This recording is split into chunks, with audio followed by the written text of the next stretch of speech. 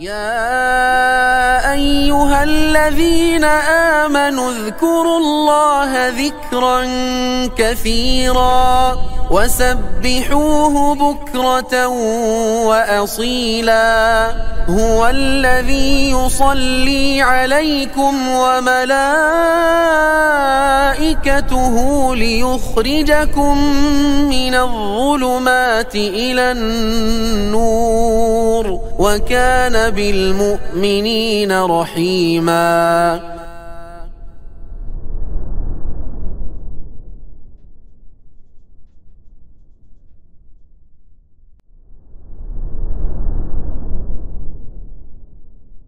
Assalamualaikum warahmatullahi wabarakatuh.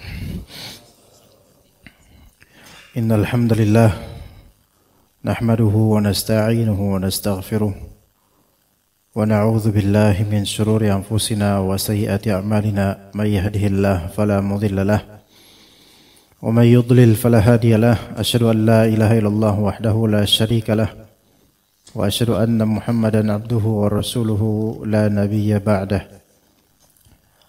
Allahumma inna nas'aluka ilman nafi'a wa rizqan tayyiba wa amalan mutaqabbala.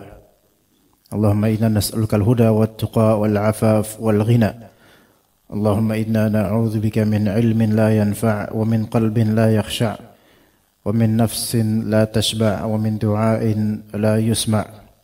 Subhanaka Allahumma la ilma lana illa ma 'allamtana innaka antal alimul hakim. Para ikhwah sekalian rahimani wa rahimakumullah dan juga akhwat dan ummahat. Sebelum kita masuk ke dalam pasal adab-adab penerima zakat,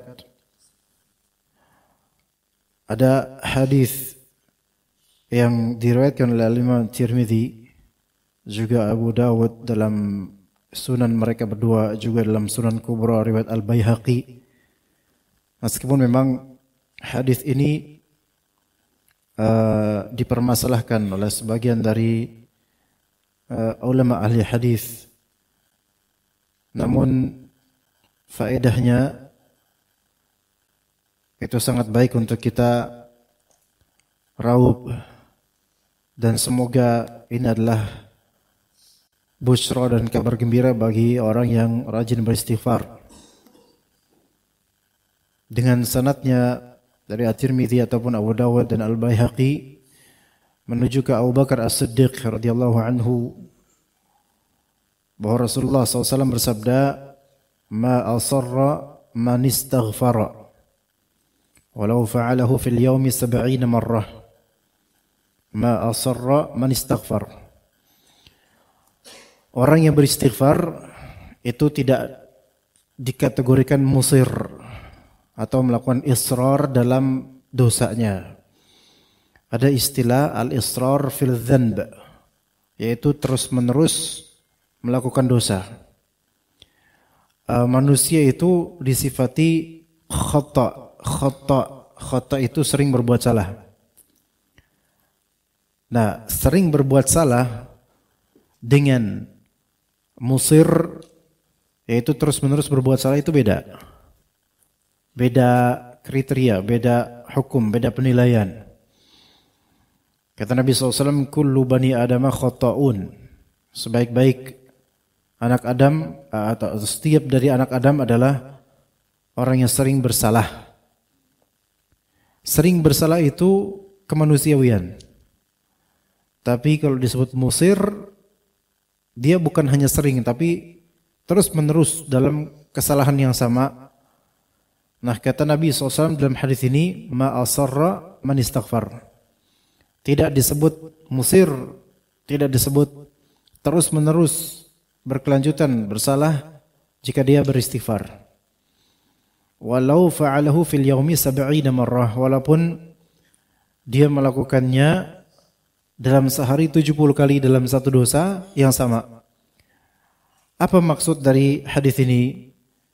Dan disebutkan oleh Al-Mubarakfuri dalam Tuhfatul Ahwadhi, syarah terhadap Jami' At-Tirmidzi. Maka di sini maknanya, man 'amila ma'siyatan thumma astaghfara wa nadima 'ala dzalika kharaja min kaunihi musirra. siapa yang melakukan kemaksiatan. Ya. Siapa yang melakukan kemaksiatan, kemudian istighfar dan menyesali itu, menyesali maksiat tersebut. Di sini ada istighfar dan nadamah, istighfar dan penyesalan. Jadi ada rasa takut pada Allah Azza wa Jalla. Kharaja an kaunihi musirra 'alal ma'siyah, maka dia keluar dari kategori orang yang terus-menerus berbuat maksiat. Li'anna al-musirra huwa alladhi lam yastaghfir wa lam yandam 'ala dhanb. Karena orang disebut musir itu siapa? Orang yang dosa, tidak istighfar dan tidak merasa menyesal akan dosa tersebut. Wal israru 'ala dhanbi iktharuh. Dan berbuat israr terhadap dosa itu adalah memperbanyak dosanya, memperbanyak dosa. Nah, kalau misalnya dikatakan oleh Al-Munawi rahimahullah, ma aqama 'ala dhanbi man taba taubatan sahihatan wa in 'ada fil yaumi 70 marrah fa inna rahmatallahi la nihayata laha. Seorang tidak disebut bermukim di suatu dosa terus-menerus bermukim kalau misalnya dia taubat dengan taubat yang sahihah, walaupun dia mengulangi dosa tersebut dalam sehari 70 kali. Jadi walaupun ya seolah-olah impossible, tapi katakanlah ada seseorang yang dia itu memang sudah terbiasa melakukan dosa tersebut, seperti berkata kotor. Nah, ini zaman sekarang banyak banget anak-anak muda. Dalam sehari itu wiritannya itu kotor, ya. Ngomongnya binatang dan seterusnya. Atau ahli ghibah. Dan dia kemudian dapat hidayah, namun karena udah biasa berkata kotor atau ghibah, maka dalam sehari dia bisa sampai 70 kali. Misal, ya, ketika dia ngomong kotor di pagi hari, dikit-dikit ngomong kotor, ini langsung dia istighfar setelahnya. Dia menyesal, gak mau gitu lagi. Tapi karena udah kebiasaan jadi keluar terus. Setiap dia ngomong jorok, ngomong kotor, istighfar. Terus istighfar. Bahkan sampai 70 kali dalam sehari. Maka dikatakan fa inna rahmatallahi la nihayata laha. Sesungguhnya rahmat Allah itu tidak ada batasannya. Tidak ada batasannya. Ya, dan makna ini sahih, walaupun hadisnya dipermasalahkan, namun maknanya sahih. Karena sebagian dari insan memiliki dosa yang sudah terlalu biasa buat dia, sehingga menjadi seolah tabiat.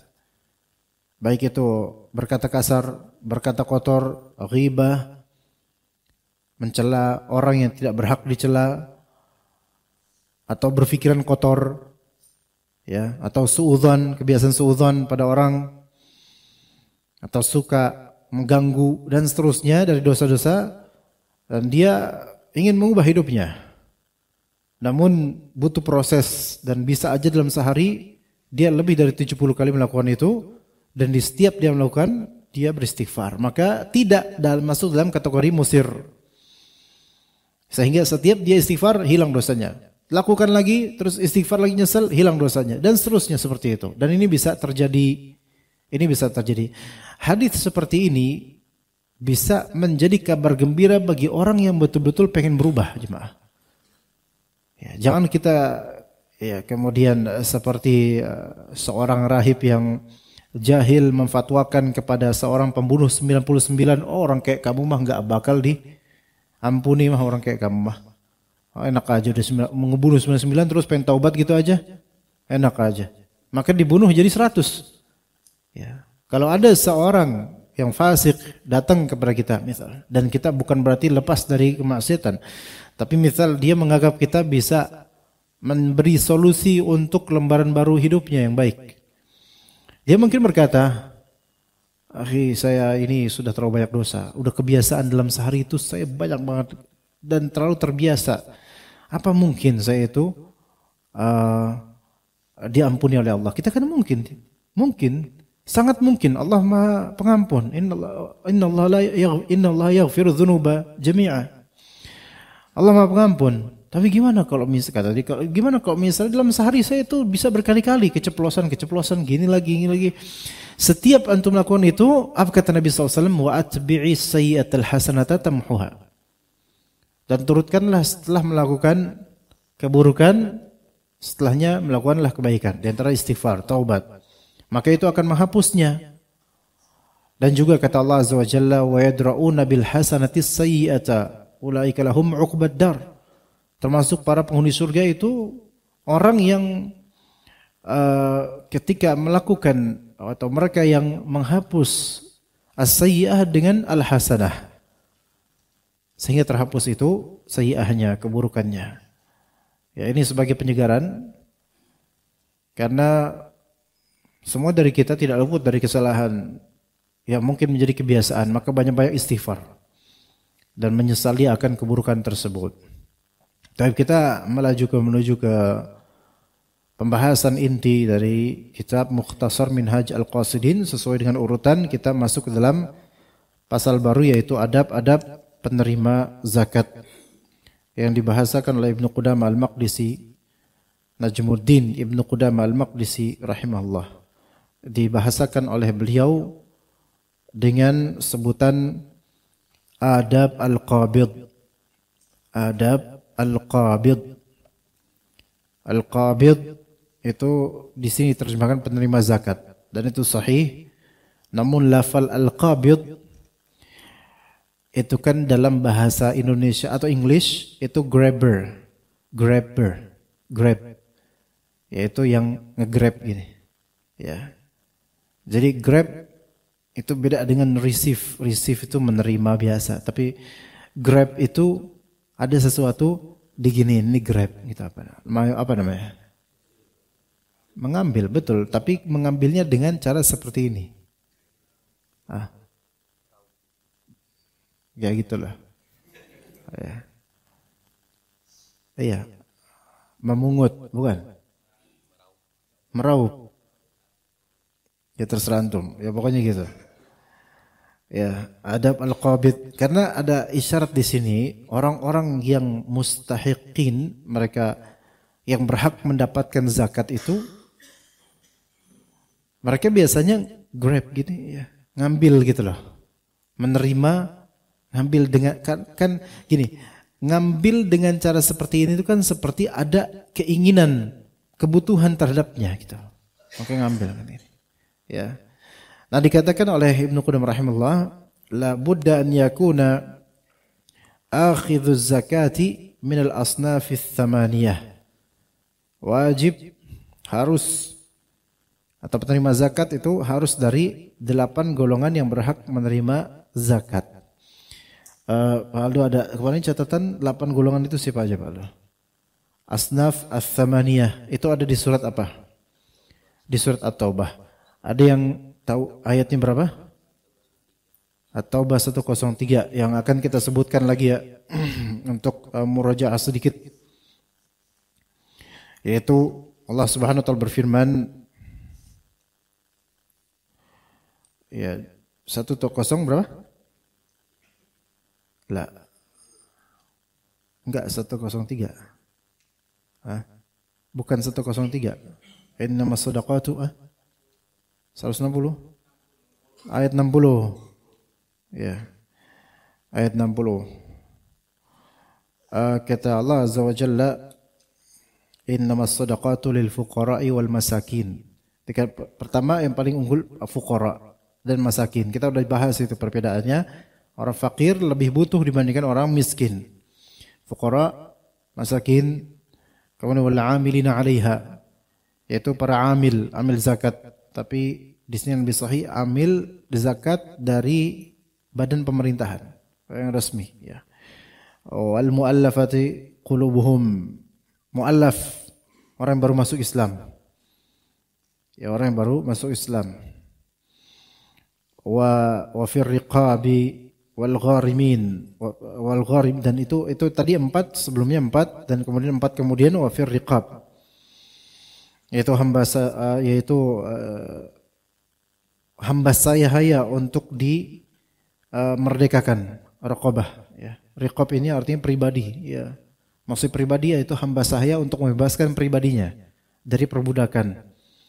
Wal gharimin. Gharimin yaitu orang yang terlilit hutang dan dia memang tidak mampu membayar karena fakir atau karena kebutuhannya itu ya dia modalnya hanya untuk kebutuhan hidupnya dan keluarganya sehingga dia tidak mampu untuk membayar hutang. Dengan persyaratan sebagian ulama mensyaratkan selama hutangnya bukan hutang ribawi. Ya.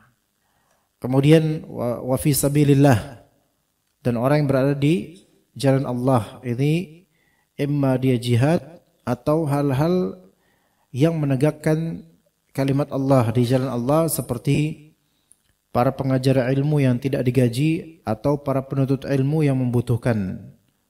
Ini fi sabilillah. Dan juga ibnus sabil yaitu orang yang munqati', ya orang yang terputus dari dua hal. Pertama terputus dari daerahnya dan terputus dari bekal perjalanan. Maka ini ibnus sabil. Ya, kalau misalnya jadi ibnus sabil bukan anak jalanan. Ibnus sabil ada musafir yang terputus dari dua hal. Yang pertama terputus dari kampung atau tujuan dan yang kedua terputus dari bekal. Jadi memenuhi persyaratan itu. Jadi di tengah perjalanan kan terputus dari kampung, terputus daripada tujuan dan dia kehabisan bekal. Maka ini ibnus sabil. Walaupun di kampungnya dia kaya. Ya. Maka ini asnaf ats-tsamaniyah, 8 orang. 8 mustahiq, 8 macam orang yang berhak mendapatkan zakat. Maka dikatakan oleh Ibnu Qudamah rahimahullah wa alaihi fi dzalika wadhaif. Dalam hal ini mereka mempunyai adab yang patut mereka jaga. Al-wazifatul ula. Sebenarnya lebih ke wazifah di sini lebih ke tugas ya. Jadi penerima zakat itu juga memiliki tugas. Kalau di sini tidak atau diterjemahkan sebagai adab. Tapi di kitab al-wazifah. Al-wazifah itu tugas. Al-wazifatul ula tugas pertama. An yafhama anna Allah Ta'ala innama aujaba sarfa zakati ilaihi liyakfiyahu ma ahammah. Dia harus paham, penerima zakat ini harus paham bahwa Allah Ta'ala menetapkan atau mewajibkan pembayaran zakat dari orang yang ghani, kaya kepada dia yang mustahiq. Itu tujuannya apa? Liyakfiyahu ma ahammah, yaitu untuk mencukupi kebutuhannya, yaitu ma ahammah maknanya adalah apa yang membuat dia kepikiran. Ham itu adalah fikiran akan suatu hal yang belum terwujud untuknya, keinginan dia. Itu bedanya ham daripada huzn atau hazan. Huzn atau hazan itu sedih. Ham itu galau. Bedanya apa? Kesedihan, huzn atau hazan itu tentang hal yang berlalu. Adapun ham, kesedihan atau kebingungan akan hal yang ada di masa depan. Ini bedakan ya kawan. Dua ini beda. Ya, dua hal ini beda. Seseorang itu disebut sedih ketika dia luput atau tidak mampu melakukannya di masa lalu atau kehilangan sesuatu di masa lalu. Ini huzn atau hazan. Ya. Kemudian ham itu keterbingungan akan bagaimana ke depannya. Ini ham. Kalau di bahasa kita semuanya sedih. Tapi di bahasa syariat ini beda. Ya. Orang yang overthinking akan masa depan ini ham namanya. Orang yang bingung nanti gimana ke depannya, ini ham.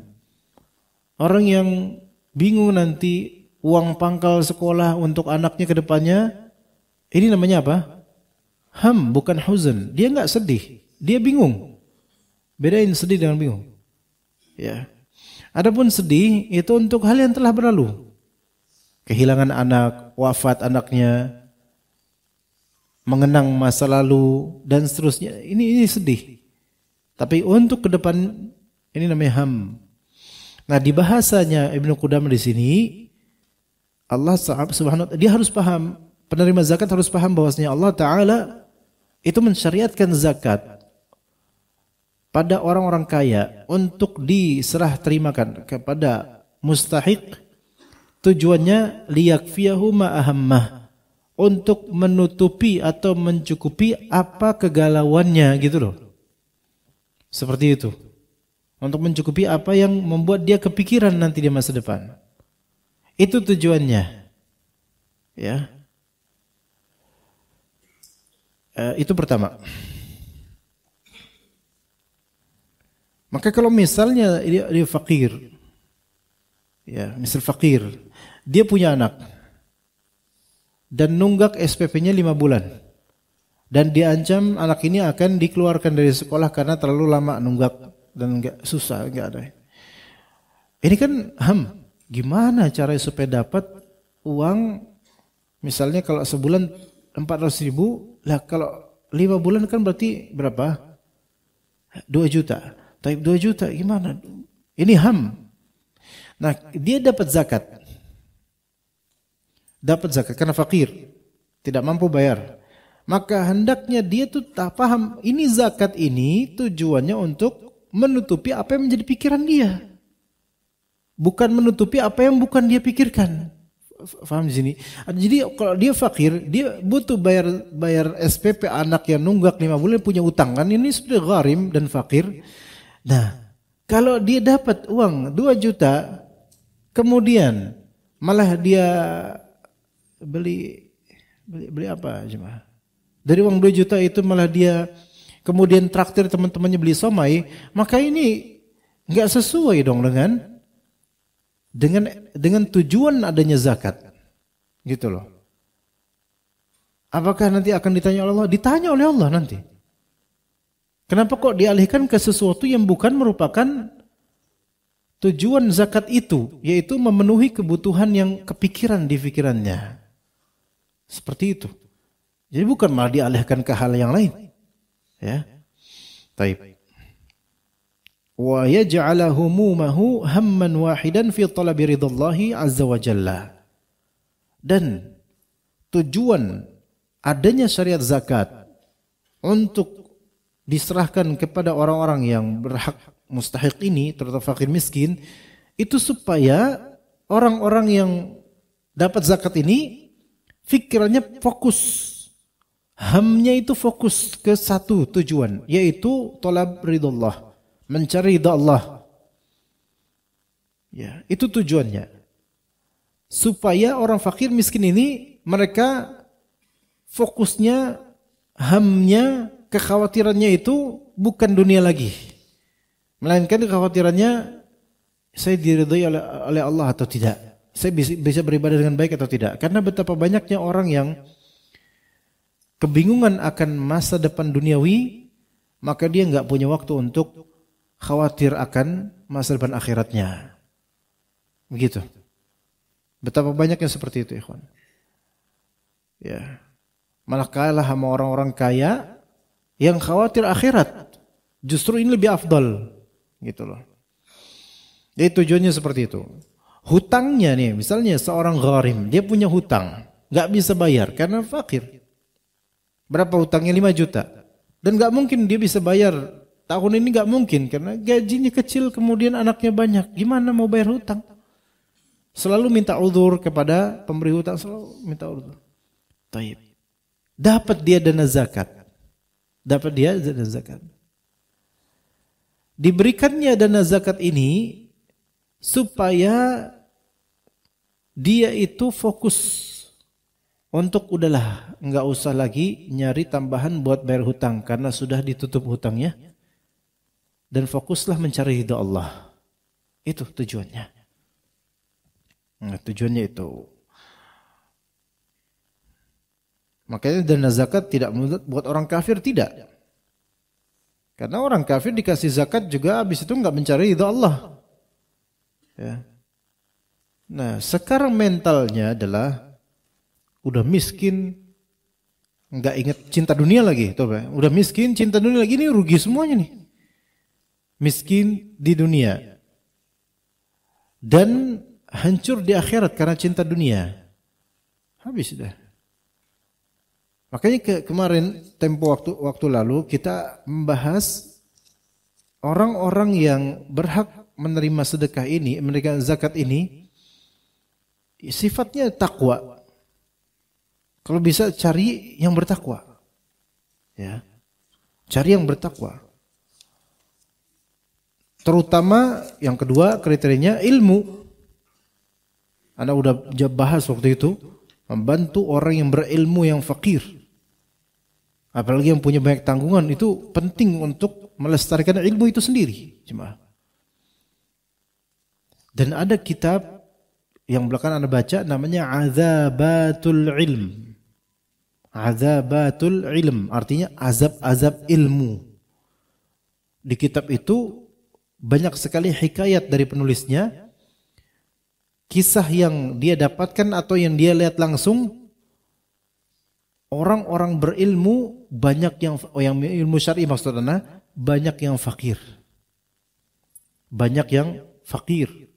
Menghabiskan banyak waktunya untuk ilmu dan mengajarkan ilmu, tapi Allah uji dengan kefakiran. Yang seperti inilah yang lebih layak dibantu, jemaah.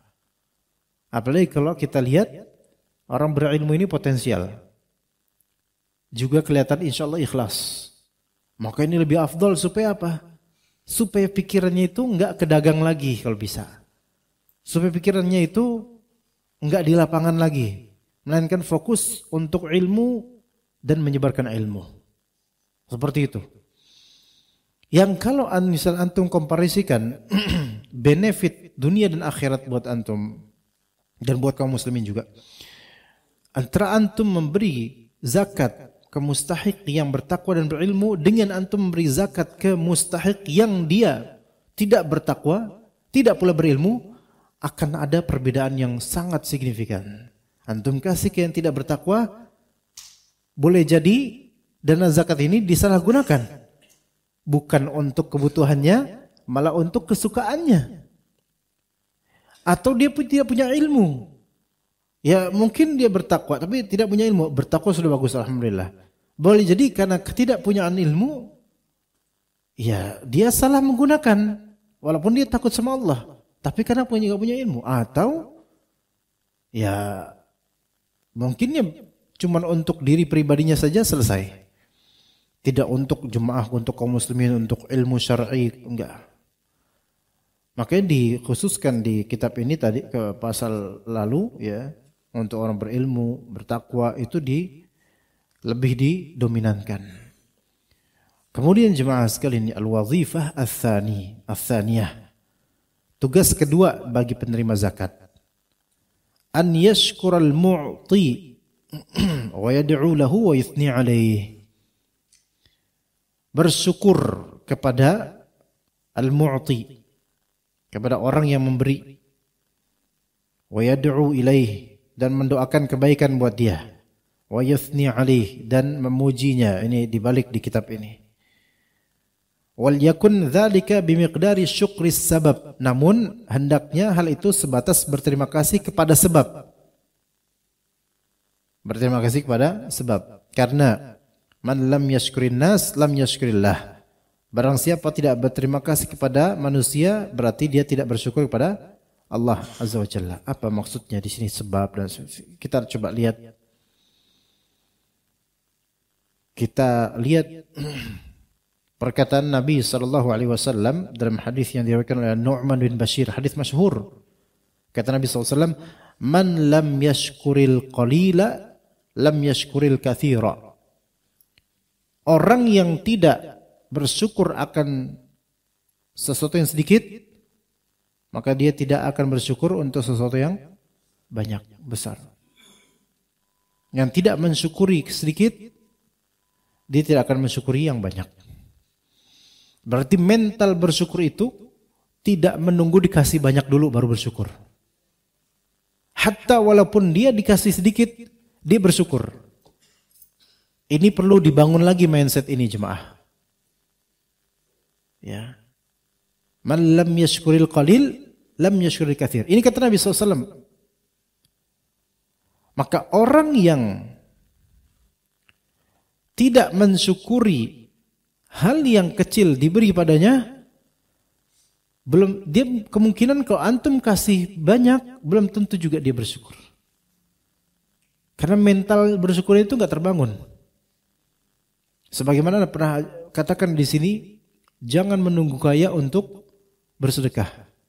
Karena dermawan itu tentang mental seseorang. Kaya hati. Kalau dalam keadaan sulit dia malas bersedekah, maka jangan harap juga dia ketika kaya akan bersedekah. Nah, di sini juga begitu, man lam yashkuril qalil lam yashkuril katsir. Kalau misalnya antum ngasih sedikit pada seseorang, sedikit di sini jangan, maksudnya sedikit di sini juga jangan keblinger juga ya, antum ngasih tukang parkir misalnya 200 perak. Ini Pak, 200 perak. Lah 200 perak gitu kan. Ikan tinggal tambahin 0 satu lagi kata antum, 2000.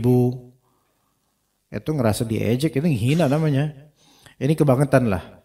Ya, maksudnya di sini adalah kalau misalnya secara urf memang ini sedikit namun wajar. Ya, segini doang. Ah, ini berarti apa? Kalau banyak dia belum tentu tulus berterima kasih ke antum. Begitu juga dengan istri. Ketika antum memberi sedikit, namun secara urf ini sedikit, hanya wajar gitu loh. Sedikit tapi wajar. Maka kata Nabi, kalau dia tidak bersyukur pada antum, maka dalam hal yang besar dia juga nggak bersyukur. Karena mental bersyukurnya nggak ada. Orang yang mental bersyukurnya ada, itu akan bersyukur ala kulli hal. Di setiap kondisi bersyukur dia. Ya. Wa man lam yashkurin nas lam yashkurillah. Orang yang tidak bersyukur pada manusia berarti dia tidak bersyukur pada Allah Azza wa Jalla. Namun tadi kata Ibnu Qudamah, hendaknya kalau antum berterima kasih kepada manusia, posisikan konteksnya antum tuh sebatas berterima kasih kepada sebab, bukan berterima kasih kepada tujuan. Ngerti ya Bapak? Paham gak sih? Paham? Ah, bisa paham gak? Sebab belum. Misal antum memberi anak sesuatu. Coba antum pengen ngasih anak apa Pak? Ngomong aja. Tapi jangan ngomong doang. Habis itu ngasih. Ayo so. Pak Aldo mau ngasih anak apa Pak? Parfum. Alhamdulillah. Kapan kira-kira? Caip. Ngasih anak parfum. Yang branded apa yang, atau jangan parfum Anda sendiri yang antum kasih. Misal Pak Aldo ngasih anak parfum branded harga 2 juta. Wah, Masya Allah. Anak, Pak ini mahal nih Pak kata. Mahal Pak, Masya Allah. Anak, ya Allah Pak. Kan? Taib. Beliau menjadi sebab anak dapat parfum. Kan? Wasilah. Yang mentakdirkan siapa? Allah gitu loh. Ini rezeki dari Allah gitu loh. Jadi memang sebabnya adalah Pak Aldo, tetapi yang paling awal mentakdirkan Allah Azza wa Jalla. Kalau Allah enggak mentakdirkan enggak bakal ini terjadi. Gimana?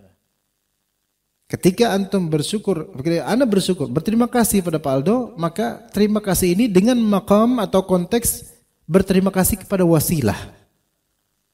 Bukan kepada tujuan inti berterima kasih, yaitu Allah Azza wa Jalla. Level ini yang banyak dari kita atau mungkin semua dari kita sulit untuk nyampe. Ini nyampe nggak pemahaman ini jemaah? Belum nyampe juga? Belum. Oke. Ana lanjutin.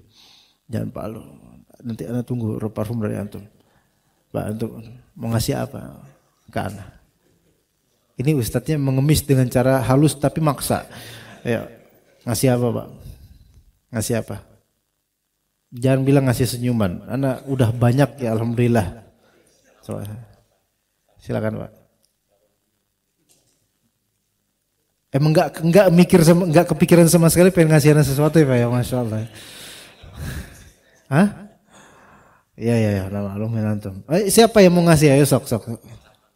Selain sarapan, karena itu absolut. Karena udah tahu itu bakal insya Allah. Ya, itu bukan rezeki Pak, itu cium tangan beda itu. Jam tangan. Ya Bapak ngasih jam tangan. Oke, ini udah lumayan lama soalnya Bang, bener. Iya antum peka juga insyaallah alhamdulillah. Anak suka punya jemaah peka begini suka itu. Iya. Jam tangan. Mereknya Masya Allah. Bagus dan sangat bermanfaat buat anak.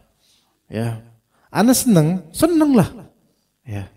Dikasih jam tangan bahkan ada alarmnya, ada stopwatchnya, ada ini, ada sampai Masya Allah lah. Nah, ana bersyukur sama antum Pak, senang gitu loh. Tapi ana benar-benar senang sama antum dengan pemberian ini dan tak henti-hentinya kalau ketemu antum, Masya Allah Pak, ana puji terus antum. Tapi ana lupa sama Allah Azza wa Jalla. Kena nggak sama sini Jemaah? Berarti ketika ana memporsikan bersyukur kepada pemberi jam ini, yaitu Bapak ini, memporsikan rasa syukur ana sebegitunya, tapi untuk Allah itu enggak ana ingat. Seolah-olah tujuan syukur itu adalah beliau, bukan Allah Azza wa Jalla. Faham di sini? Ketahuilah, sebab itu tidak akan terwujud kecuali dari penciptanya, yaitu Allah Azza wa Jalla. Kalau antum sebab ini kan strategi sama kita, yaitu sama-sama makhluk. Antum bersyukur sama sebab, tapi antum nggak bersyukur sama pencipta sebab ini. Durhaka nggak? Durhaka ini. Ya. Durhaka. Maka jangan dikira bahwasanya kalau saya sudah berterima kasih pada beliau, maka otomatis sudah selesai urusan, berarti sudah berterima kasih sama Allah. Betul kata Nabi SAW, man lam yashkurin nas lam yashkurillah. Barang siapa enggak terima kasih pada orang, berarti dia tidak bersyukur pada Allah. Jangan difahami bahwasanya kalau ana sudah terima kasih sama antum, berarti ana sudah terima kasih sama Allah. Belum tentu. Bahkan kebanyakan manusia mengatakan thank you kepada manusia lainnya, tapi dia tidak thank you sama Allah. Ini makom yang banyak dari manusia termasuk kita mungkin enggak nyampe.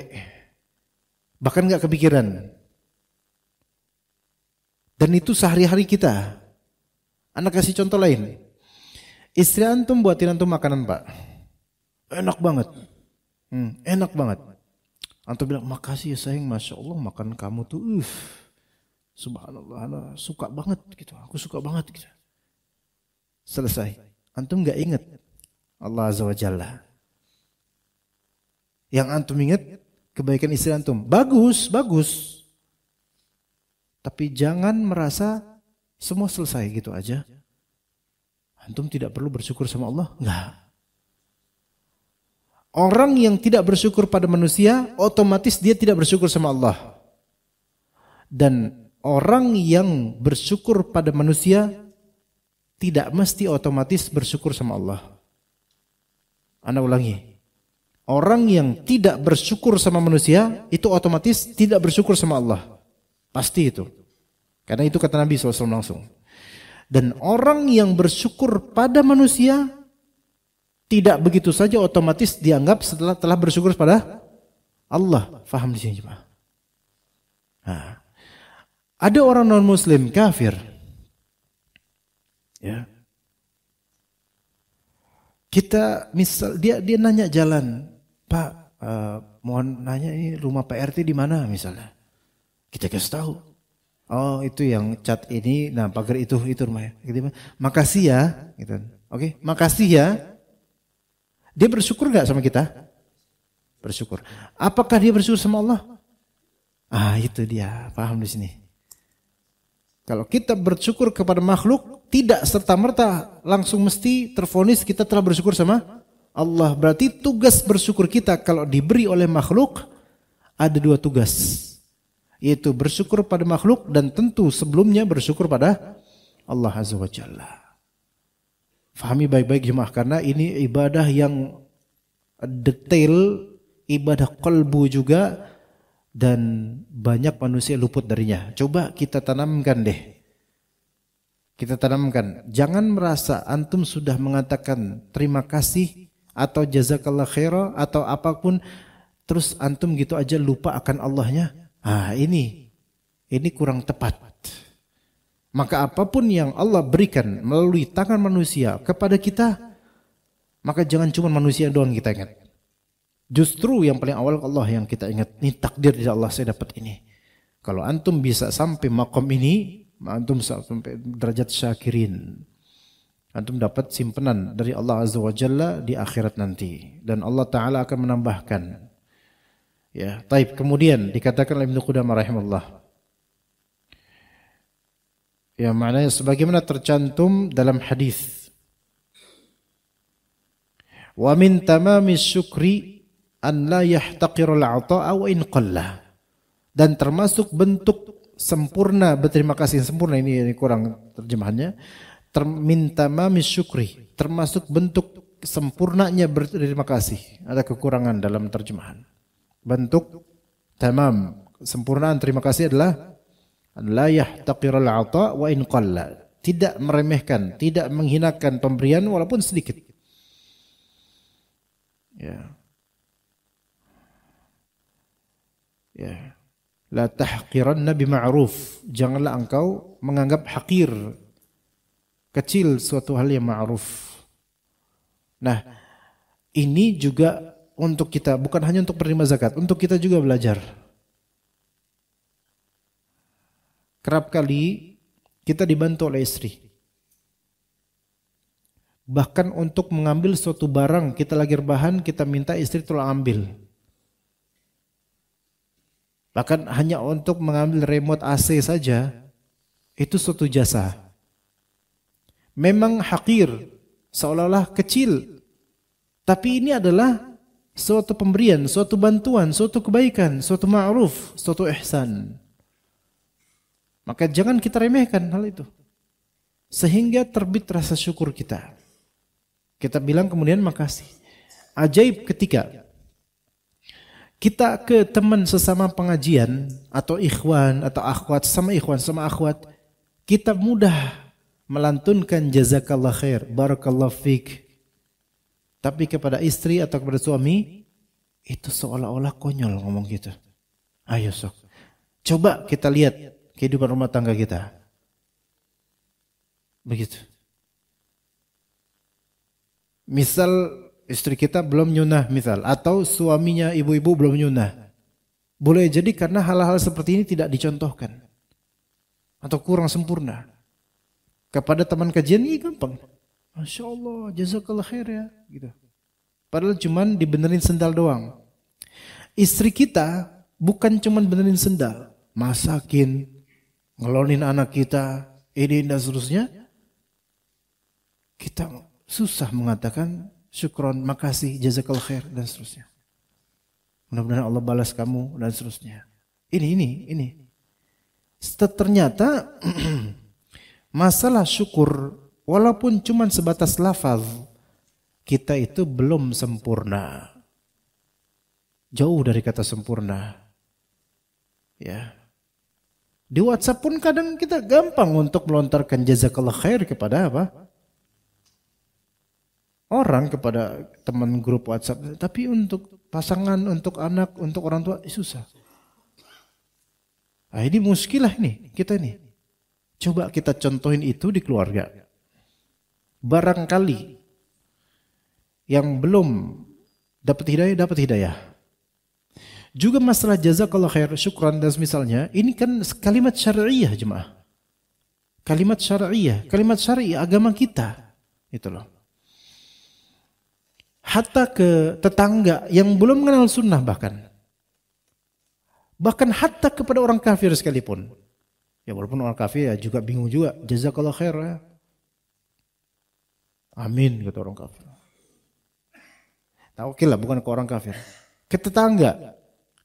Ke Pak RT, ke Pak RW. Ke orang yang kita kenal lingkungan lah gitu. Mungkin asing bagi dia awal-awal. Masya Allah, jazakallah khair Pak. Tapi dia akan mengenal, dia ngomong apa tuh, gitu kan? Tapi kan pasti konotasinya baik, pasti husnudzon mereka. Minimal mereka anggap antum lagi baca Quran lah, minimal gitulah ya. Karena bagi orang awam, antum ngomong Arab pasti baca Quran. Gitu. Jazakallah khair, jazakallah khair. Oh iya ya. Tadi baca ayat apa tuh? Enggak, bukan ayat. Tadi itu doa. Artinya apa? Semoga Allah mengganjarimu kebaikan. Seneng itu orang. Coba kita syiarkan itu bisa nggak kira-kira? Insya Allah. Ke orang-orang yang awam belum ngaji. Siapa tahu one day mereka tertarik karena melihat akhlak yang seperti ini. Iya. Walaupun balasan mereka, sip Pak, oke, sami-sami. Nggak apa-apa. Nggak usah antum dikte. Salah Pak, jangan sami-sami. Ngaji gak sih lo? Jangan, itu songong namanya. Jawabnya waiyak atau jazakillah khair, itu malah justru menjauhkan. Ya, coba lihat. Ya, tidak meremehkan pemberian sedikit pun. Walaupun tidak meremehkan pemberian sekalipun hanya sedikit. Memang ini adalah kesempurnaan, melainkan tidak langsung menjadi wajib. Tetapi ayolah kita kalau bisa sempurna, kenapa enggak gitu kan. Wala yadhummahu, dan janganlah dia mencela pemberian. Wa yughatti ma fihi min aib, dan menutupi aib yang ada pada pemberian tersebut. Ini kesempurnaan. Antum dikasih sesuatu, mungkin antum kurang suka. Atau ada sedikit cacat. Kalau bisa tutupi itu. Ya.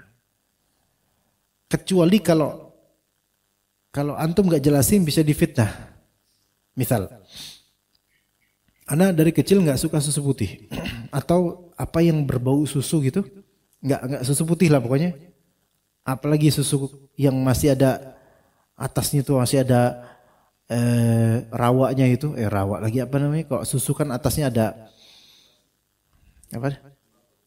Selaput gitu. Itu ngelihatnya aja gitu kan. Anak nggak bisa. Type. Kadang ada kajian atau setelah kajian Anda dikasih susu. Mungkin ngira badan cungkring atau gimana nggak tahu, tapi dikasih susu. Masya Allah, ini alhamdulillah sih, ya alhamdulillah. Tapi kalau Anda kan nggak minum, kalau Anda nggak jelasin, bisa jadi fitnah. Orang suudzon pada Anda, nggak bersyukur Ustaz dikasih susu diperah langsung dari sapinya, minta sapinya jangan-jangan gitu. Nanti pikirnya macam-macam gimana? Ya Anda jelasin, afwan Pak, Anda nggak bisa minum susu putih, afwan gitu. Oh gitu. Jadi kan paham. Nah kalau ini nggak apa-apa. Untuk menghindari apa? Fitnah. Ini namanya ittiqa'ut tuhmah namanya. Ittiqa'ut tuhmah yaitu menjauhi tuduhan. Antum boleh menjelaskan sesuatu yang mungkin mengecewakan orang, tapi ini demi keselamatan antum dari tuduhan-tuduhan orang. Itu boleh seperti itu. Rasulullah pun pernah ketika ngobrol dengan salah satu istrinya berdua, ada sahabat yang lihat dikira siapa gitu. Sahabat itu langsung buru-buru bergegas pergi. Tapi Rasulullah membaca ini sudah ada syaitan yang akan memainkan pikirannya. Maka dijelaskan oleh Rasulullah, sebentar. Ini istri saya. Paham gak maksudnya Ikhwan? Dijelaskan. Karena khawatirnya kalau gak dijelaskan, ini orang bakal nyebarin macam-macam. Perlu Pak, kita kadang menjelaskan untuk ittiqa'ut tuhmah. Menghindari apa? Tuduhan gitu. Sampai jam berapa kajiannya Pak? Aduh. Bebas ya. Kalau bebas ya kita sarapan menjamak takhir ke makan siang. Bebas, kata Pak DKM bebas ya udah. Daurah ini kalau bebas ini. Kayak sampai sore kan sore gak ada kajian sore.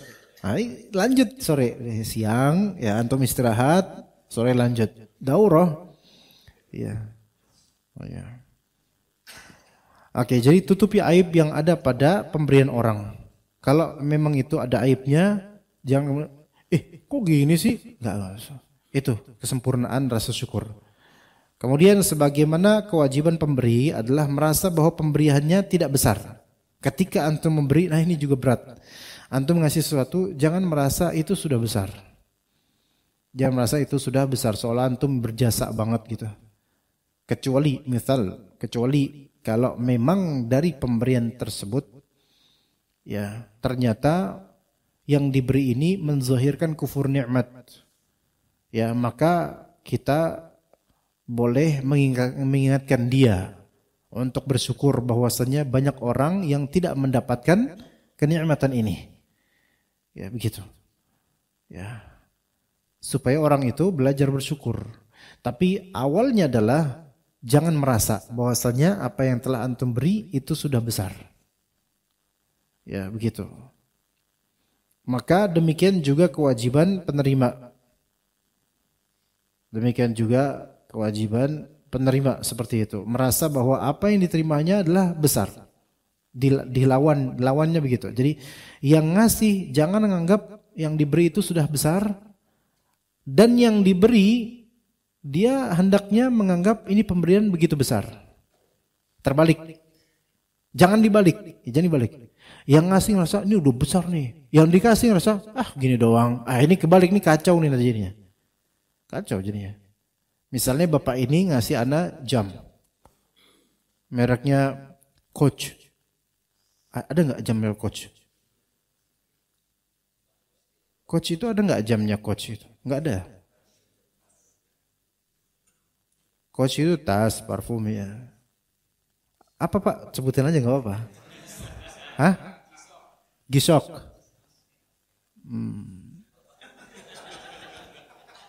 Itu jam anak kecil bukan Pak? Bukan ya? Ntar dibeliin Wim Cycle juga lama-lama. Ya terima kasih Pak, alhamdulillah. Oke, Gisok berapaan harganya Pak? 1,5 miliar, Masya Allah. Nanti kasih gambarnya ke anak Pak, biar anak yang pilih. Ini kayaknya penerimanya nih kayak bikin mangkel. Misal dikasih Gisok 1,5 juta, itu besar. Untuk suatu pemberian jam itu besar, bukan itu ya lumayan bagi anak pribadi. Masya Allah ini ada orang mau ngasih misalnya 1,5. Tapi bagi bapak yang memberi jangan menganggap ini besar, dan bagi anak yang diberi harus menganggap ini besar gitu loh. Apalagi emang ini besar nominalnya 1,5. Ya dikasih jam bajakan aja yang memang kelihatan mewah besar, padahal harganya mungkin maaf 70 atau 100 ribu doang. Itu yang sekali kalau jalan di Bekasi kita naik motor gujrak langsung rontok gitu.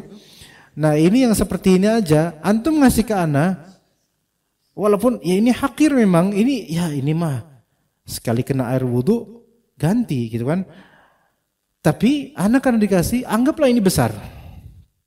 Anggaplah kan ini besar.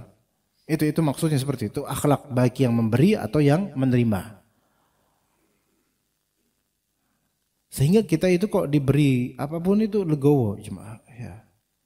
Legowo. Dan ini susah loh, kadang-kadang susah. Beneran kadang-kadang susah. Apalagi kalau strata hidup atau kebiasaan kita itu untuk hal yang besar. Ya. Gini, antum misalnya nih Masjid Al-Ikhlas ngundang seorang ustadz. Ya, populer. Masyhur, dari mana-mana ngundang juga,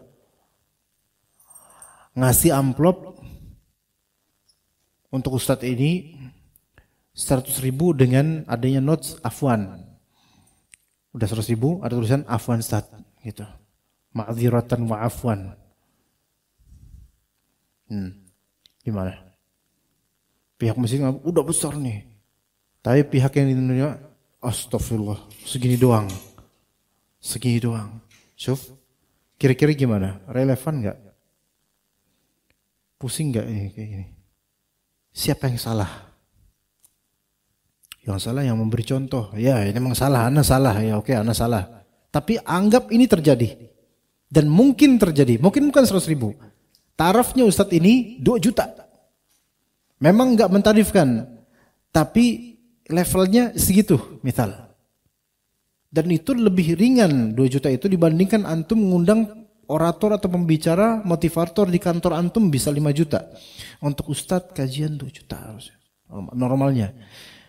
Ustadznya juga udah biasa dikasih segituan. Ketika mendapati amplop dari Al-Ikhlas 300.000 dong. 300.000 bukan. Astagfirullahaladzim. Kata saya, astagfirullahaladzim. Untung gue masih sabar kata Ustadznya. Ya. Tapi bagi DKM, Pak Ustadz Afwan itu sudah besar bagi kami Ustadz. Nah ini kebalik. Ini berat jemaah, berat. Di Ustadznya berat. Untuk dia ikhlas tuh berat. Nah ini tantangannya. Berat, beneran berat. Anda enggak komplain Pak Aldo? Enggak, Pak, enggak, bukan. Enggak ceritanya aja, bukan. Enggak, ini kisah aja, contoh. Masya Allah. Misalnya itu bisa terjadi. Anda bukan ya memang contohnya unik seperti ini, tapi ini bisa terjadi. Entah Ustadz sunnah, apalagi yang bukan sunnah. Wow. Biar maulidan, tahlilan jangan tanya cuma. Apalagi kalau gelarnya Anda keturunan Nabi Idris, maka Anda harus ini beda lah. Antum keturunan Nabi siapa antum? Ya kan? Beda lah, Anda bawa prestige tersendiri. Ya, Syuf lihat, ini ternyata menerima hadiah pun karena amplop itu hadiah, amplop kajian itu hadiah, bukan gaji, bukan hadiah. Menerima hadiah pun itu butuh ketulusan hati loh, enggak mudah juga kadang-kadang. Makanya yang afdol seorang ustadz itu nerima amplop itu tumpuk amplopnya.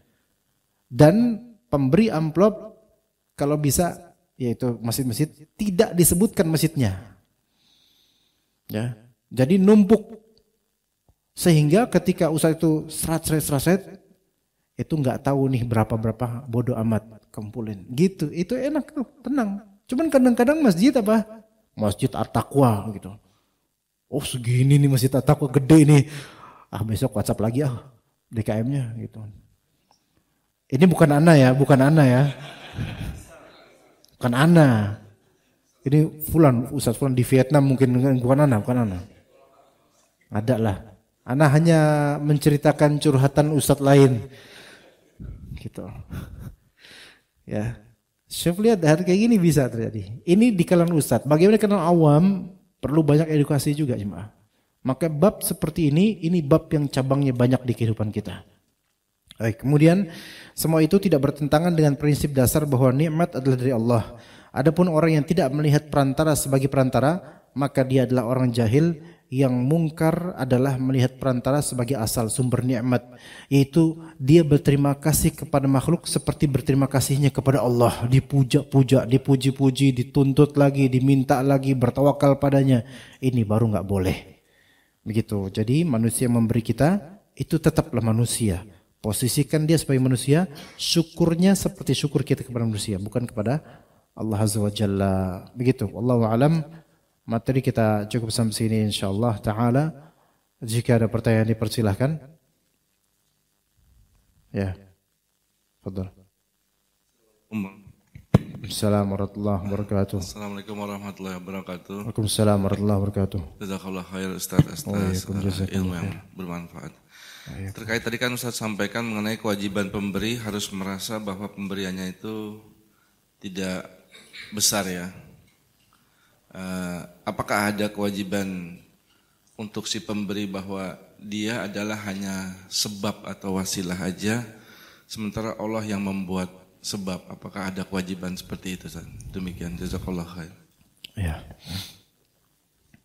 Pertanyaan sangat bagus yang belum masuk tadi ya.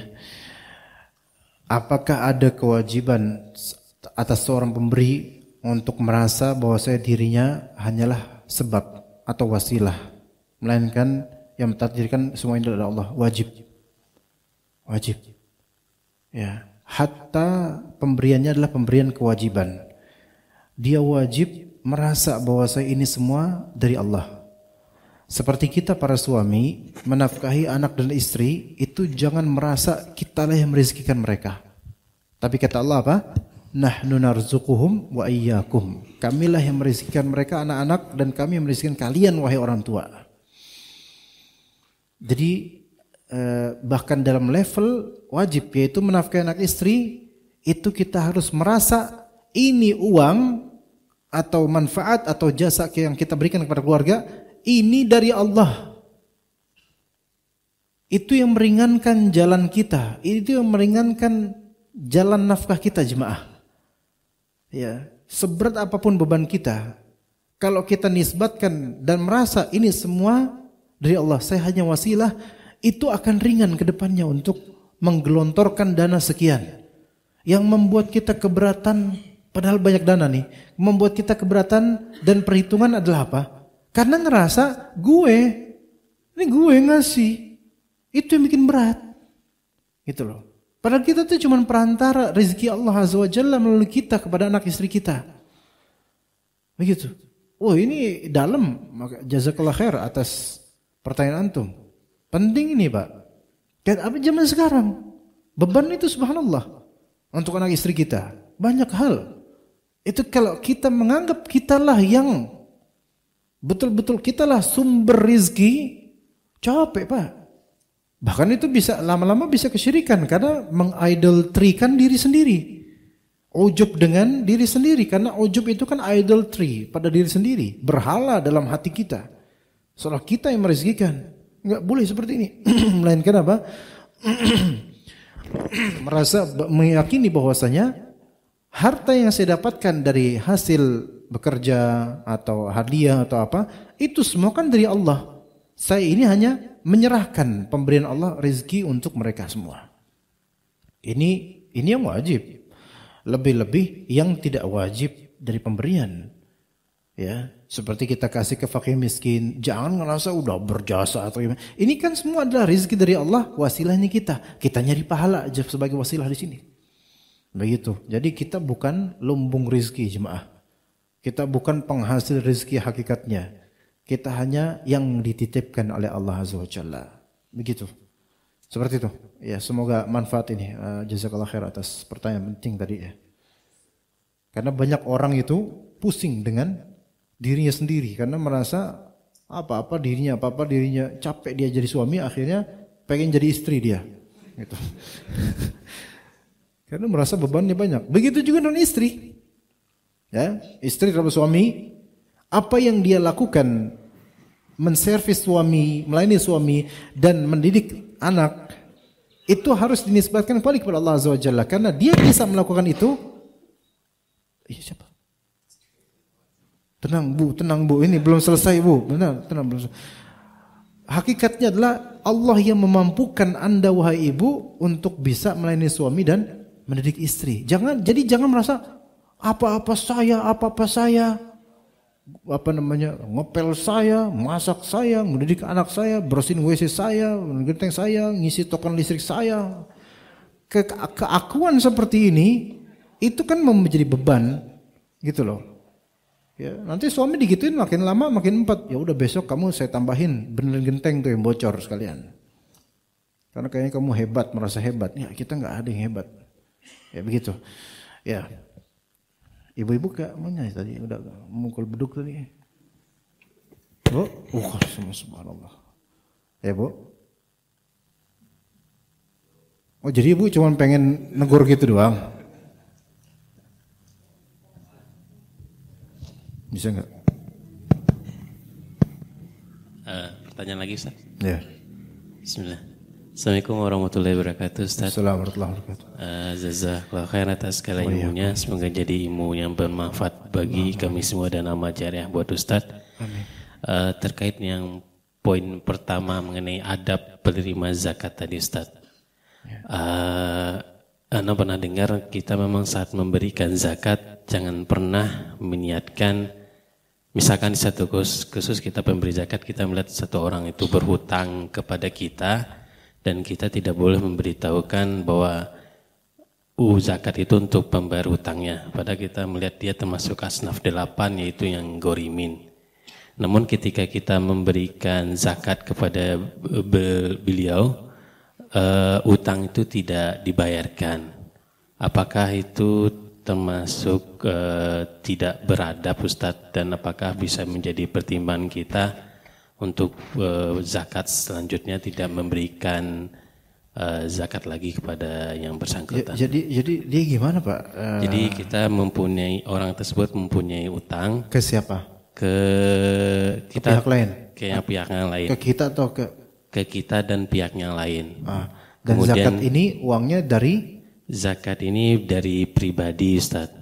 Dari kita sendiri? Iya, dan kita memberikan, kan saya pernah dengar kita tidak boleh menyiapkan zakat yang kita fokus dengan suatu tujuan tertentu walaupun itu cuma di dalam hati yang kita tahu. Jadi ini kita memberikan zakat itu sebenarnya untuk membantu dia membayarkan utang tersebut, tapi tanpa niatan untuk ke kita khusus. Iya, betul Ustaz. Tapi qadarullah ternyata zakat itu tidak dibayarkan.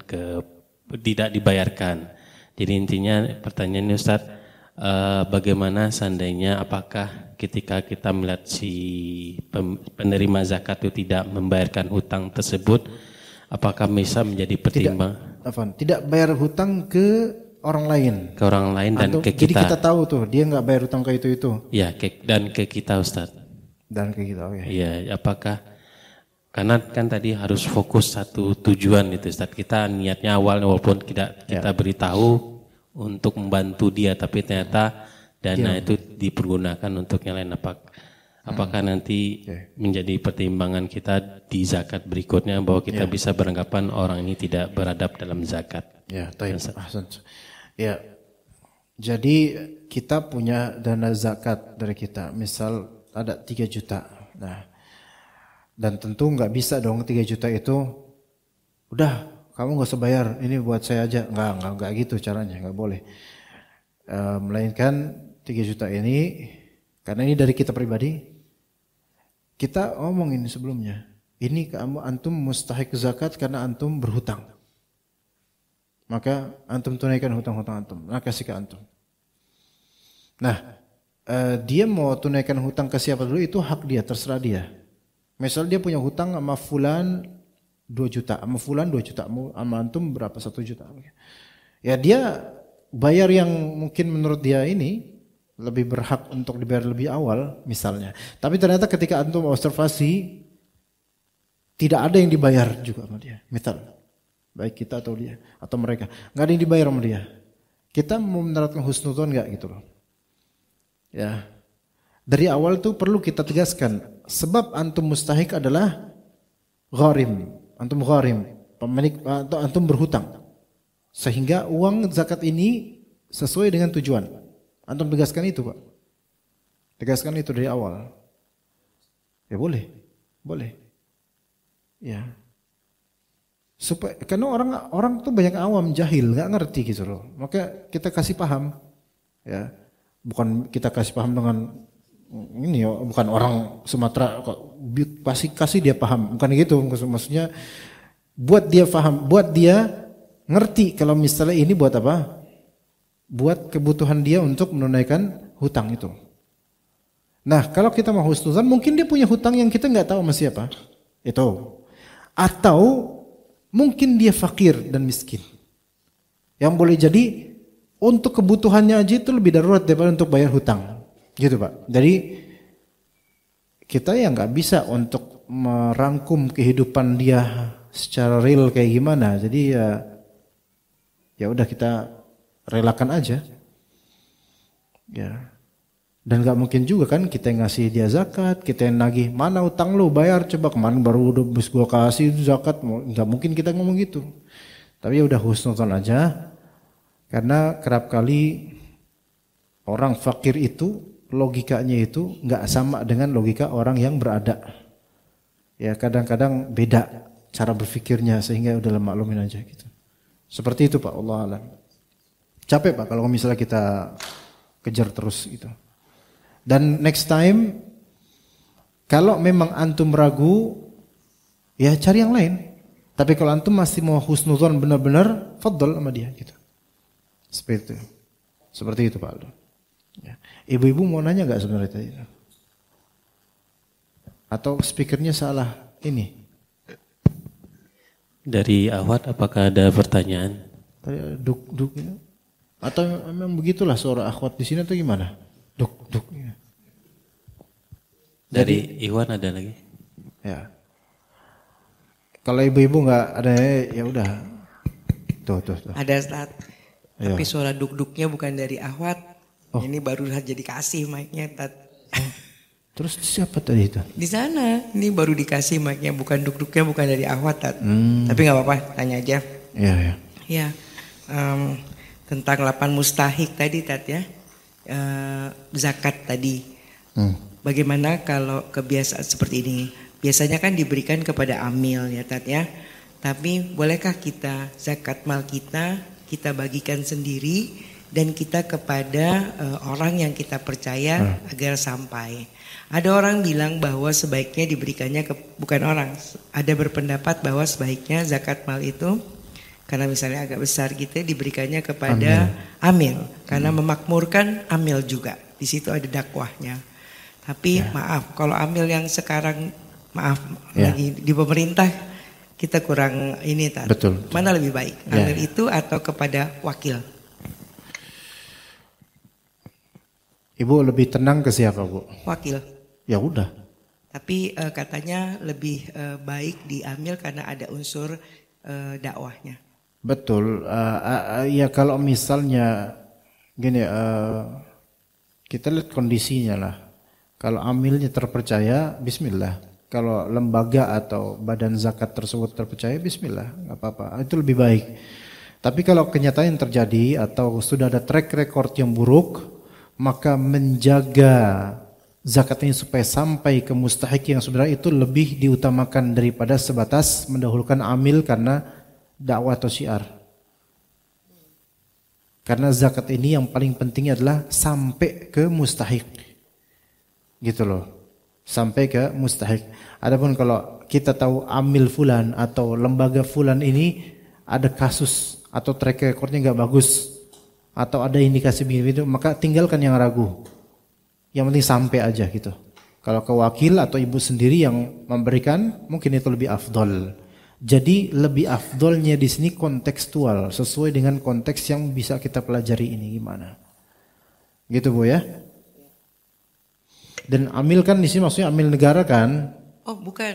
Jadi amil contohnya gini, seperti yang dilakukan. Amilnya itu benar-benar wakil orang yang tinggal di satu daerah yang di situ banyak orang fakir miskin Tat. Jadi amilnya itu amil yang seseorang adik kelas masjid gitu, amil masjid bukan, gitu. Bukan Tat. Orang benar-benar yang menyampaikan itu kepada orang-orang di sekitar. Contohnya ada amil tuh saya kenal di daerah Darmaga Bogor Tat. Itu di sana ada dia tahu orang-orang yang membutuhkan. Jadi lebih tenang karena kalau amil kan nggak dapat 2,5% ya Tat ya. Yang dapat kan kalau wakil nggak dapat 2,5% kan ya Tat ya, nggak boleh. Jadi kepada wakil tahu. Saya lebih yakin pada wakil Tat. Jadi wakil itu yang membagikan langsung. Tapi memang saya tidak lihat sih. Gitu. Kalau disebut amil di sini amil yang memang disahkan oleh negara Bu. Ya, ini wakil Tat. Kalau misalnya Masjid VCM misalnya di sini ada bikin pengurusan zakat, ini secara fungsi amil, tapi secara label dia bukan amil gitu loh, dia wakil. Gitu Bu ya, karena ini bukan dari pemerintah. Oh, kalau yang di masjid-masjid itu yang tiap Ramadan mereka tidak berhak dapat 2,5% ya? Enggak. Oh. Tapi mereka berhak dapat gaji dari masjid, dari kas masjid karena ini program masjid. Oh, baik. Jadi saya lebih nyaman di wakil yang berada di suatu lokasi yang kita yakin banyak fakir miskinnya. Iya. Lebih. Tapi lewat saya juga boleh Bu. Saya bisa jadi wakilnya juga bisa. Ada kok orang-orang yang butuh juga ada. Oh ada Tat, Ustadz ada Tat. Saya ada di Jember di mana-mana dan. Oh jauh Bu, saya nggak sampai Jember. Oh Ustadz. Ya wis. Terima kasih Tat. Assalamualaikum warahmatullahi wabarakatuh. Waalaikumsalam. Ya. Pak Aldo sama Pak ini nanti kita kontak-kontakan ya Pak ya. Kayak jadi beban banget jadi bercanda aja. Oke, cukup mungkin sampai sini insyaallah. Barakallahu fikum jami'an wa jazakumul khairan jazaa atas kehadiran antum semua. Wassallallahu ala nabiyyina Muhammad wa ala alihi wa sahbihi ajma'in. Subhanakallahumma bihamdika asyhadu an la ilaha illa anta astaghfiruka wa atubu ilaik. Assalamualaikum warahmatullahi wabarakatuh.